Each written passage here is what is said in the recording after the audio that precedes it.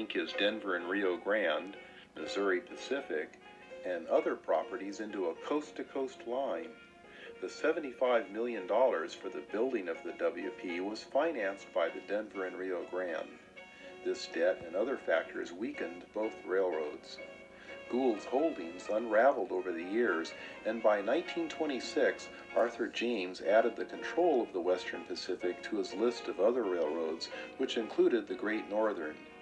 The WP eventually faced the Great Depression of the 30s, and they suffered traffic losses like all the other railroads. During a financial reorganization and rehabilitation period, the WP actually improved its track and was in good shape for the traffic boost brought by World War II in 1941.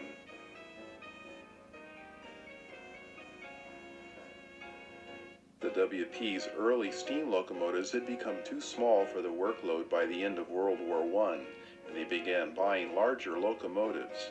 The 282 Mikados were certainly a step in the direction of heavier power for freight, and the WP also owned three types of articulated locomotives, with the largest being the two 882s. The sight of steam pulling solid reefer blocks through the canyon was gone by the early 50s, since the WP was one of the first railroads to fully dieselize. Western Pacific had problems maintaining reliable sources of water in the desert areas east of the Sierras, and this was incentive enough to think about diesels. Maintaining water tanks such as this one would be unnecessary with the conversion to diesel power. Only a handful of Western Pacific steam engines avoided the scrap yards. By 1954, less than 10 steam locomotives were left on the WP, with number 26 being donated to Traveltown Park in Los Angeles. Number 334, a surviving 282 Mikado, is on display at the California Railway Museum in Rio Vista Junction, California.